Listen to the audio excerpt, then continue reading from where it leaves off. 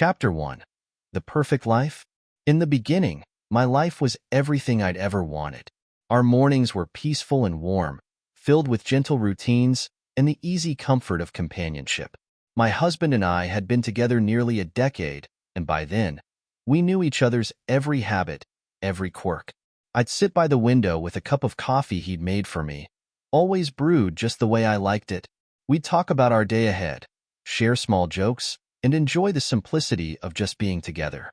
But something strange started happening, almost too small to notice at first. I'd catch him staring off, lost in thought, his phone a little too close, his smile a little too dim. Then, he began coming home later, his explanations always vague. Work dinners, meetings, unexpected business trips. I wanted to believe him. He was my husband, my partner. Why would he lie? I could feel a dark presence slipping into our lives, but I couldn't see it. Could it be that the love of my life was hiding something? And if he was, what did that mean for everything we'd built together? Author's note. This first chapter hints at the cracks appearing in a seemingly perfect marriage.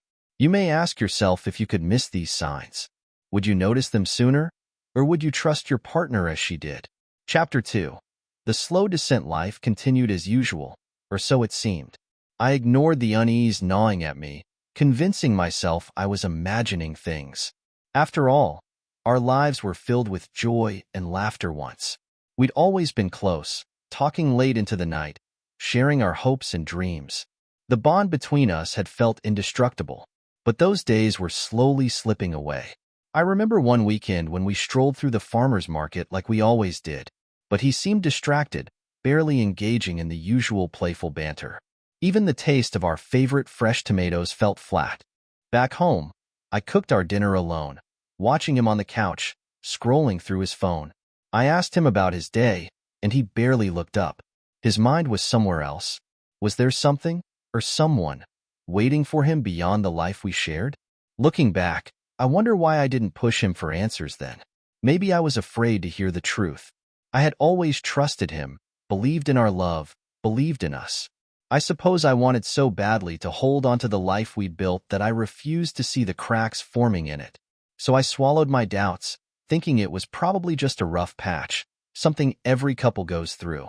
But the signs kept coming, each one a little harder to ignore. He started coming home late without notice, his explanations vague. Just a late meeting, he'd say, not meeting my eyes. He'd be glued to his phone during our evenings, always turning the screen away from me. When I asked who he was texting, he'd shrug it off with a casual, just work stuff. Yet his work had never been so demanding before. One night, I woke up around 2 a.m. and found him in the living room, typing on his phone in the dark. When I asked what he was doing, he quickly slipped the phone into his pocket and claimed he couldn't sleep. But his voice was tense, his words clipped, and I knew he was lying. I should have confronted him then, demanded the truth. Instead, I returned to bed, lying awake, heart pounding as doubts clawed at me. I started to wonder if I even knew him anymore. This man I had once shared everything with.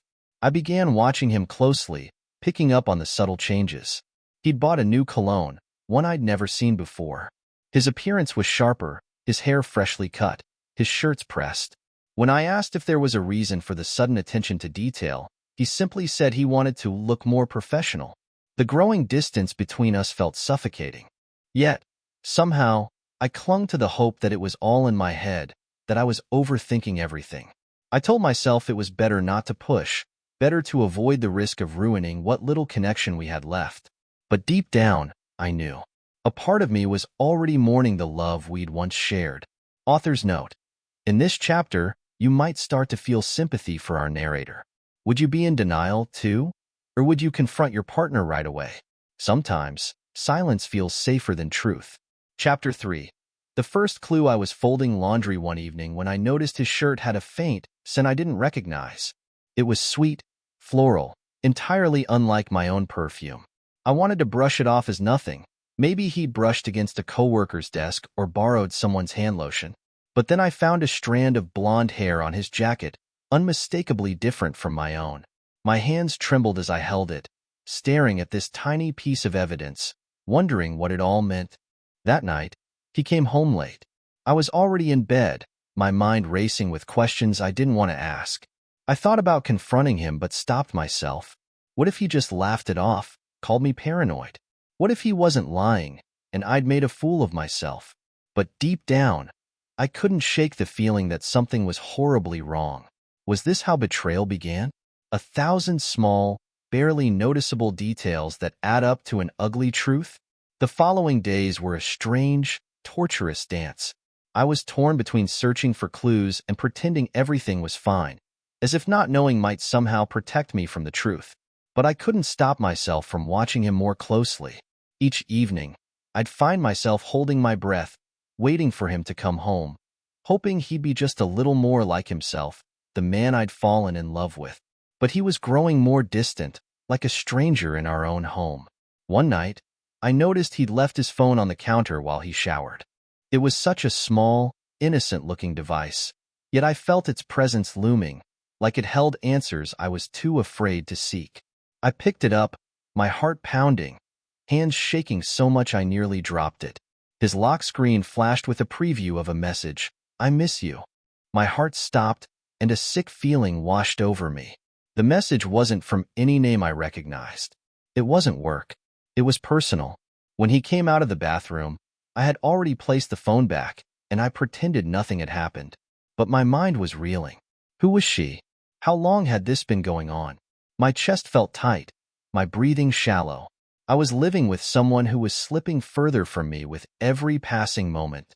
I thought about confronting him right then, but I knew he'd probably deny it, call me insecure, turn it back on me. I wasn't ready for the conflict. Instead, I lay awake that night, staring at the ceiling, fighting back the wave of anger and sadness that threatened to drown me. He was lying next to me, peacefully asleep, while I was left feeling hollow, as if the floor had opened beneath me. I felt trapped between wanting to know the full, painful truth and dreading it. Author's note: the narrator's fear and hesitation build tension here. Would you confront your partner now, or would you wait? It's hard to decide when to trust your intuition, isn't it? Chapter 4.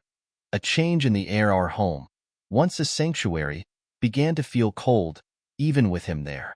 He no longer looked at me the same way. There was a distance between us that I couldn't bridge, no matter how hard I tried. Our conversations became shallow, devoid of the laughter and warmth we once shared.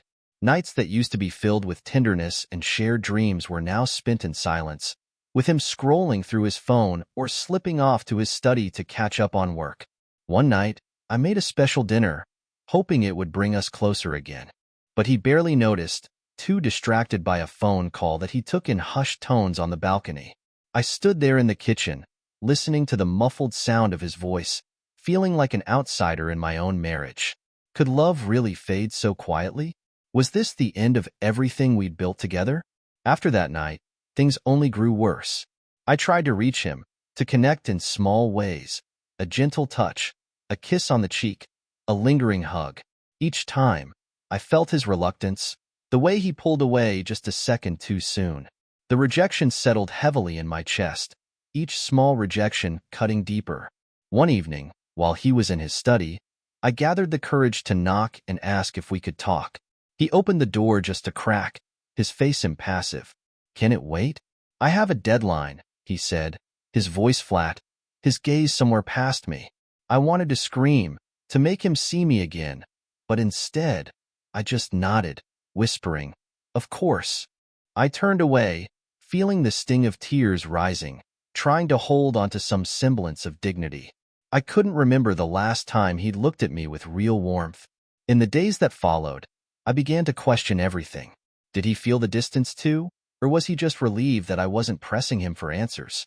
The weight of loneliness settled over me, and I felt like a ghost haunting my own life, trying to hold onto memories of what we once were, while he seemed to move further out of reach. Once, while cleaning, I came across an old photo of us on one of our early vacations. We looked so young and happy, caught in a moment of laughter. I sat there with the photo in my hands, wondering where that couple had gone. I wanted to ask him if he remembered that day, if he ever thought about us like that, but the words caught in my throat. I was afraid he'd just brush it off, as he had with everything else. Author's note: in this chapter, We see the narrator's longing for what she's lost. The question lingers. How long do you fight to save something that feels broken? Chapter 5. Hidden Truths I Couldn't Keep Ignoring the Signs. One day, I picked up his phone. I knew his passcode. He'd never thought to change it. My heart raced as I scrolled through his messages, finding her name, seeing the things he'd written to her. Words I hadn't heard in years. I can't wait to see you. Thinking of you. It was all there, undeniable and ugly.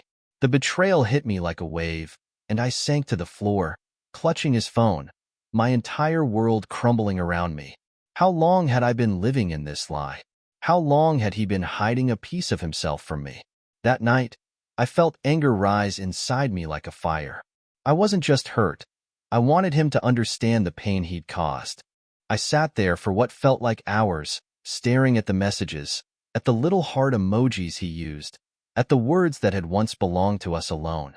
It felt surreal, as if I were looking into a stranger's life. Yet the betrayal was painfully personal. My mind flooded with questions. How could he do this? How could he lie so effortlessly, slip away from our life to build a secret world with someone else? When he came home that night, I was in bed, pretending to be asleep, too hurt to face him. I listened to the quiet sounds of him moving around the house, oblivious to the storm raging inside me. In the dark, I lay awake, heart pounding, torn between confronting him and holding back. Part of me wanted to scream at him, to throw the evidence in his face. But another part of me, the one still clinging to some shred of the life we'd shared, told me to wait. If I showed him those messages now, would he even understand? Would he apologize, or simply dismiss it, twist it, and make it my fault? The next morning, I was silent as I poured his coffee, watching him as he sipped, completely unaware. I wondered if he felt even a fraction of the guilt or shame that weighed so heavily on me. Did he know that I had seen it all? Did he feel even a flicker of remorse? As I watched him leave for work, his goodbye kiss a quick, hollow peck, I knew I couldn't keep pretending. But I also knew that I wanted more than just an apology. I wanted him to feel the weight of every single lie, to suffer the way he'd made me suffer. My heart was broken, but my mind was beginning to sharpen with a plan. If he thought he could shatter our life without consequences, he was wrong. Author's note. Now we've seen her betrayal, raw and clear. It's hard to look away, isn't it? How do you react to betrayal? This chapter challenges us to wonder what revenge might look like. Chapter 6. Small sabotages. I started my revenge slowly. I wanted him to feel uncomfortable, to sense that something was wrong. I canceled his hotel reservations for his next trip. I swapped his favorite coffee for the cheapest one on the shelf. I set his alarm earlier, leaving him tired and frustrated each day. They were petty, small things, but they made me feel in control. He noticed but didn't suspect me. I could tell he was bewildered, trying to fix each little inconvenience that popped up. And I found some strange comfort in watching him unravel. Did that make me a bad person? Or was it just a piece of myself trying to survive? Each morning, I'd watch him struggle to pull himself together, snapping irritably at little things. His missing travel booking, the bland coffee he no longer enjoyed, the exhaustion that seemed to creep into his every move. And each time he stumbled, a part of me felt lighter, as if reclaiming a small piece of what he'd taken from me. It was almost laughable how oblivious he was, how he'd assume these things were just bad luck. He had no idea that his good luck charm, as he used to call me, had turned against him. One night, I swapped his usual dress shirt with an old, stained one he'd shoved to the back of the closet, and he didn't notice until he was halfway to work. The annoyed text I received, his desperate attempt to blame it on a rush of the morning, made me smirk. Little by little, his confidence, the very arrogance that had allowed him to betray me, was cracking. But as days went on, the petty victories didn't satisfy me anymore. I needed something bigger. I began going through his emails, his receipts, piecing together all the details of his double life. With every new message or booking confirmation, I felt the pieces clicking into place. This was no one-night mistake. He'd built a secret world, complete with shared plans and empty promises to someone else. I compiled every bit of it, screenshots of the messages, photos he'd shared with her, even the silly emojis and nicknames he'd once reserved for me. By the time I was done, I had a folder full of his deception, and strangely, as I looked over the evidence, I felt less hurt and more driven. I didn't want him just to face my pain.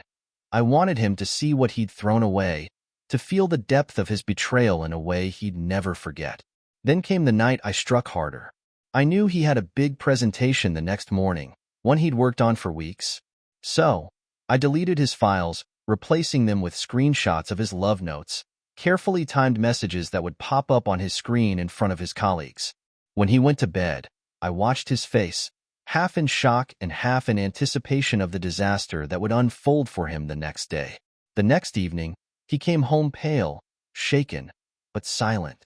I could see the tension in his shoulders, the confusion in his eyes, but he didn't say a word. It was as if he knew that whatever was happening was only the beginning, that some force beyond his control was unraveling his life. I wanted him to feel the same helplessness, the same sinking sense of dread I'd felt the night I discovered his betrayal. Was I still the same person? I wasn't sure, but I knew I wasn't done yet. This was just the start. He'd made our home feel empty, soulless. Now it was his turn. Author's note. As the narrator's revenge begins, we might ask ourselves, does revenge heal or destroy? How far would you go to make someone feel your pain? Chapter 7. Financial freedom. Revenge was a game of patience, and I was prepared to play it to the end. I'd always managed our finances, so I quietly began setting up my own accounts, siphoning money away bit by bit. I needed security. I needed freedom. And one day, I knew I'd need to leave. It felt strange, secretive, but at the same time, it felt right. I was reclaiming something I felt no pity. I felt only a cold resolve, a strength I hadn't known was inside me. He had torn me apart piece by piece, and now he could feel what it was like to be dismantled, to watch your world fall apart with nothing to stop it. When he finally realized I wasn't going to respond to his excuses, he sank onto the sofa, burying his face in his hands. I could see the weight of his shame in the way his shoulders slumped, his body heavy with guilt. I didn't mean for it to go this far, he whispered, his voice barely audible. But I had no sympathy left. The man sitting across from me was a stranger, someone I'd once loved but no longer recognized. I'm leaving, I said, breaking the silence. The words were simple but held all the power he'd once had over me. I didn't need to shout or cry or demand answers. I'd found my own answers, and they had freed me from whatever hold he'd once had. He looked up, a flicker of shock crossing his face. For the first time, he seemed to understand that he'd lost me. Truly, completely. Wait, he said, his voice laced with desperation. Please, don't do this. I can change. I'll end it with her. I'll do anything. Just don't go. I shook my head, feeling a bittersweet ache, the last remnants of the love I'd once felt. You already did this, not me, I replied. You ended us the day you decided to be with her. I'm just finishing what you started. I walked past him, each step steady and calm, as though the weight of all those sleepless nights and heartache had finally lifted. I didn't pack a single bag. I'd already taken what I needed over the past few weeks, leaving only a few things behind to make my exit easier. I had spent enough time mourning what we had. Now, it was his turn. As I opened the front door, he called out one last time. Please, I'm sorry. I didn't mean for this to happen. You have to believe me. But I didn't respond. There was nothing left to say, nothing he could offer me that I hadn't already reclaimed for myself. The life I'd thought I had was gone, but in its place was something far more powerful, my freedom, my dignity, and a self-worth I would never again let anyone take from me. As I stepped outside, the cool night air hit me, and I felt a sense of clarity wash over me, sharper and more exhilarating than anything I'd felt in years. I walked to my car, took one last look at the house we'd once shared, and let it go. The tears didn't come, and for that, I was grateful. I'd already shed enough for him. Now, those tears belonged to him. When I drove away that night, I didn't look back. I was done with the role of the woman left behind, of the one who waited, who hoped, who hurt. I was moving forward, and with each mile that passed, I felt lighter, unburdened. There was no more revenge to plot, No more secrets to uncover, just the quiet peace of knowing I'd left on my terms. Somewhere along the drive, I allowed myself to smile. A real, genuine smile, one I hadn't felt in so long. Because finally, I was free. Author's note. Revenge has its moment, but is there satisfaction in it? It's complex, isn't it? Do you feel sorry for him, or think he deserves this? Chapter 9. Escape. I moved out that night, taking only what I needed. My new apartment was small and quiet, but it was mine. The silence was strange at first, but soon, I grew to love it. I painted again, decorated, and learned to feel at home in my own space. He tried calling, begging me to come back, but I knew there was nothing left to save. The life I'd left was as empty as he'd made it. At first, there was a strange hollowness to my days. I'd wake up and expect to see his clothes on the floor, his mug on the counter, to hear his voice in the other room. Each absence felt like a ghost I had to exorcise, an old memory that I had to release. I hadn't realized how much of myself had been wrapped around his presence.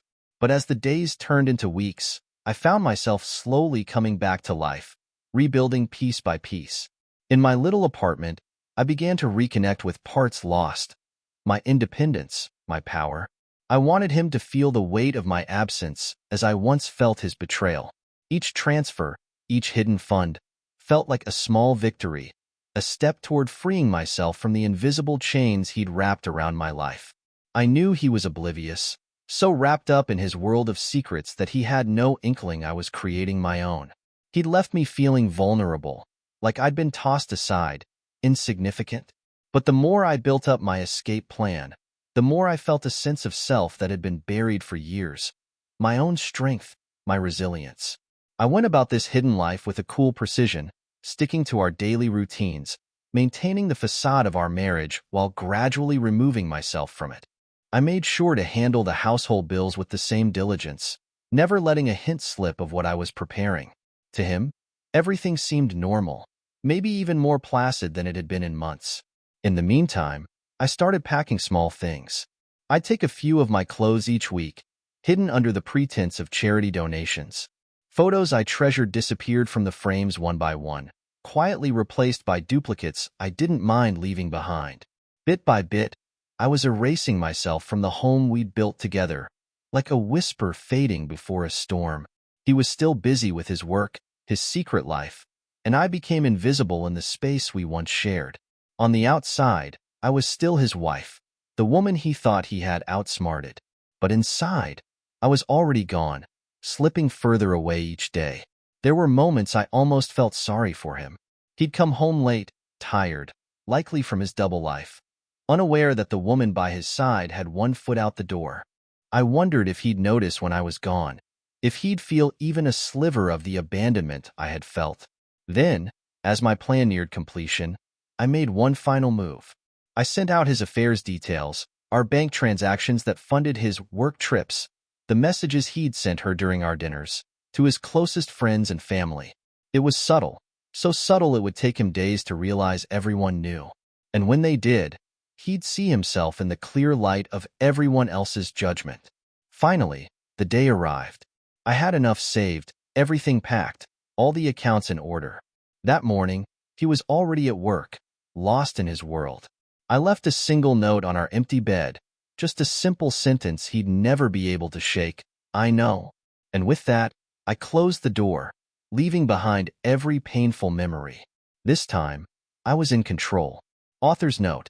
Here, we see the narrator reclaiming her life. But is it enough to heal her pain? Reclaiming ourselves can be powerful, but at what cost? Chapter 8. The final strike. On the day of his big work presentation, I decided it was time. I sent screenshots of his affair to his colleagues. His phone blew up with messages, and when he returned that night, he looked like a ghost. He tried to explain, but his words felt empty. He couldn't undo what he'd done, and he knew it. For once, he was the one who was lost, scrambling to make sense of the wreckage. And for once, I was the one in control. He paced around the living room, his usually confident stance shattered, his voice trembling as he attempted to put together a story that might somehow explain away the truth. "It was complicated," he stammered, trying to convince me. and perhaps himself, that this betrayal was some temporary lapse, something he could dismiss as a misunderstanding. But his voice lacked conviction. He saw it in my eyes. There was no room for excuses. I watched him with a kind of eerie calm, a detached curiosity. All the nights I'd spent lying awake, sick with worry, hurt, anger, and doubt. Each one of them dissolved into a strange satisfaction as I observed him grasping, pleading, looking for a shred of understanding that he'd never find from me. There was something so poetic about watching him crumble in the very room where I'd once felt safe, in the home that had once been a sanctuary for us both. And yet, of myself I'd forgotten. I filled my space with plants, delicate and green, nurturing them as they began to flourish. I hung paintings I'd created, splashes of color and life that mirrored the energy I was slowly rediscovering. It was liberating to shape a place that reflected only me, that held only my energy and my joy. Each detail, each small addition, was an act of reclaiming who I was beyond the woman he had left behind. The calls and messages from him started to taper off, as if he'd finally begun to accept that I wasn't coming back. I'd see his name flash on my phone screen occasionally, and each time I let it ring, I felt stronger, more in control of my own story. His pleas, his empty apologies, they no longer held any power over me. One night, I sat in my living room, wrapped in a soft blanket, a glass of wine in my hand, simply existing in the quiet. It was the first time in so long that I felt completely at peace. I'd forgotten what that felt like, to be at ease, to feel safe, to feel like my world was full, even if I was the only one in it. The emptiness I'd feared had transformed into something precious. It was the space I needed to grow. The ache of betrayal didn't disappear overnight. There were still moments when I'd feel a sting of hurt, like a shadow passing through my mind. Sometimes, I'd remember the life we'd shared, and I'd feel a pang of sadness for the woman I'd been, the woman who had loved and trusted without reservation. But as time went on, that sadness was replaced by gratitude, not for him, but for the strength I'd found within myself. Each day, I was reclaiming my own happiness, my own sense of worth. I began to go out more, meeting people, opening myself up to new experiences. I reconnected with old friends, people I drifted away from during my marriage. They welcomed me back with open arms, laughing with me, celebrating the person I was becoming. For the first time in years, I felt genuinely seen, surrounded by people who loved me for exactly who I was. And then, one quiet evening, I realized that I didn't think about him anymore. He had become a closed chapter, a part of my past that had no place in my future. The relief was overwhelming, a gentle joy that filled every corner of my new life. In the end, I found something even better than revenge. I found freedom. I found strength. I found the woman I'd been before I met him, and I realized that she had been waiting all along, buried beneath years of compromise and quiet sacrifice. And now, she was back, stronger, wiser, and more determined than ever to build a life on her own terms. As I looked around my small apartment, filled with plants, books, and art, I felt nothing but pride.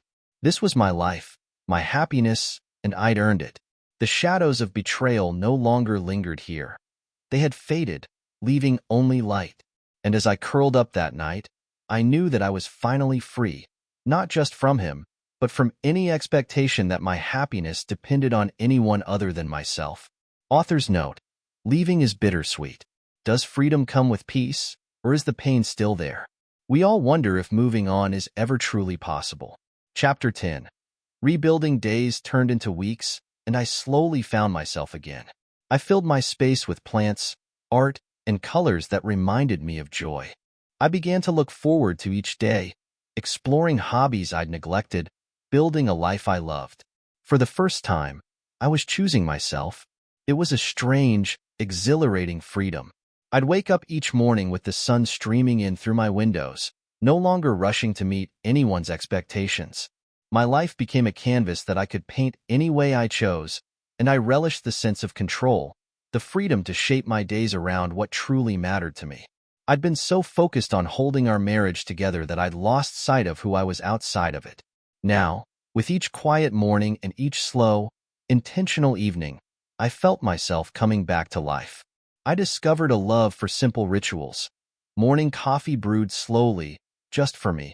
Evenings spent painting, letting colors blend on canvas in a way that felt entirely new. I'd always painted, but now, without the need for anyone's approval or the pressure to be productive, I found myself creating art that was mine alone, a reflection of the journey I'd been on. Each brushstroke felt like a piece of myself I was reclaiming. My small apartment began to blossom with life. Plants I'd barely been able to keep alive before now thrived, reaching toward the light. My walls filled with art, some of my own and some from local artists I admired. I finally had the freedom to decorate just for me, to fill my space with textures, colors, and objects that brought me joy. Each addition felt like a small victory, a new layer of independence that fortified the life I was building. I began to reconnect with friends I hadn't seen in years, reaching out tentatively at first, worried they might still see me as the woman who'd lost herself in someone else. But they welcomed me back with open arms, celebrating the woman I was becoming. We'd meet for coffee, for long walks in the park, for dinners that lasted well into the night. Their laughter reminded me of parts of myself that had been buried for too long. And each time I looked into their familiar, accepting faces, I realized that I was finally leaving the past behind. I took up new hobbies too, things I'd always wanted to try but never allowed myself the time for. I signed up for a ceramics class, my hands molding cold clay, shaping something new out of raw earth. The satisfaction of creation was like a balm, a reminder that I could start from scratch, that I was capable of building a life that was whole and beautiful on my own terms. The pain of betrayal hadn't disappeared completely. There were still moments when an old memory would slip into my mind. A trip we'd taken, a holiday spent together, and a pang of sadness would follow. But each time, I'd remind myself of the strength I'd found in moving on. That sadness was just a shadow, a reminder of a life I'd outgrown. One evening, I stood by my window, looking out at the city lights stretching on for miles, and felt a quiet sense of contentment settle over me. The person I had been with him felt like a distant memory, a version of myself that I could now look back on with compassion, not regret. I realized that, somehow, I'd turned that pain into something beautiful. It had become the foundation of this new life, this home that was filled with light, growth, and possibility. In the end, I'd found something even better than revenge. I'd found peace. I'd found a happiness rooted in my own choices, in a life I designed for myself. I no longer needed anyone's validation or approval. I was enough on my own. That realization was powerful, healing, and it became the bedrock of my days. As I looked around my little sanctuary, filled with the life I'd rebuilt, I felt gratitude, not for what I'd endured, but for what it had taught me. I had learned that I was capable of so much more than I'd ever realized. I was resilient, strong, and free in a way I hadn't been in years. With a final, quiet sigh, I closed the chapter in my mind, letting go of the last remnants of what had once been. My life was mine again, and I was finally ready to step fully into the future I'd been creating. I wasn't just surviving, I was thriving, and it felt like the greatest triumph I could have imagined. Author's note: rebuilding is hard, but it's beautiful too. Do you think she's finding happiness, or is she just escaping? Chapter 11. The return of happiness. Happiness returned in small, unexpected ways. I'd wake up smiling, excited for what each day would bring. I made new friends, reconnected with my family, and learned to enjoy my own company. I wasn't living in anyone's shadow anymore. I was free. I found joy in the smallest things. Walking through the city in the early morning, feeling the cool air on my face, hearing the hum of life around me. I'd sit at my favorite cafe, watch people pass by, and savor the peaceful quiet. For the first time, I didn't need anyone else to feel whole. My life felt full, brimming with possibility, because I had finally created a life that was just mine. One of the most unexpected gifts was reconnecting with my family. For so long, I'd been distant, too caught up in keeping up appearances to share the truth with them. I didn't realize how much I'd missed having their support, their laughter, and their honesty. My mom welcomed me back without question, her arms open as if I'd never left. We'd spend evenings together, cooking, reminiscing, catching up on lost time. I felt like a part of me had come home again. I also started to say yes to things I'd once brushed off. Invitations to art exhibits, weekend hikes, dinners with new friends. I let myself explore, to rediscover the parts of life that had faded while I was focused on someone else's needs. I met people who were kind and genuine, who knew nothing of the person I had been before, and that was liberating. With them, I could just be me, without fear, without judgment. It was a new beginning, a chance to write my own story from scratch. One of my biggest surprises came from learning to enjoy my own company. I'd never realized how much I depended on another person to feel validated, to feel complete. But in the quiet solitude of my apartment, I found peace. I'd curl up with a good book, paint for hours, or experiment with new recipes, delighting in small successes and laughing at my own mistakes. I could do whatever I wanted, and no one was there to judge. I could simply be. Slowly, I grew more confident. Each day, I trusted myself a little more. I'd glance in the mirror and see a different person, someone stronger, someone who had been through heartbreak and come out on the other side. A little wiser and a lot more resilient. I felt a sense of pride in who I was becoming, in the independence I had built, and in the courage it had taken to walk away. Sometimes, memories of him would come back, uninvited. They weren't painful anymore, just echoes of a life I'd left behind, reminders of how far I'd come. I didn't hate him. I didn't even feel anger anymore. If anything, I felt gratitude, because leaving him had given me back to myself. It was a gift that had been wrapped in heartbreak, but a gift nonetheless. One evening, while watching the sunset from my window, I realized just how far I had come. Happiness wasn't a sudden surge, or some grand moment of victory. It had seeped in gradually, filling the cracks of my heart until one day, I looked around and realized I was at peace. My life was a mosaic of small joys, quiet moments, and newfound strength. It was perfect, not because it was flawless, but because it was mine. I didn't know what the future held, and for the first time, that didn't scare me. I didn't need a plan or a guarantee. I had myself, and I trusted that no matter what came next, I would be okay.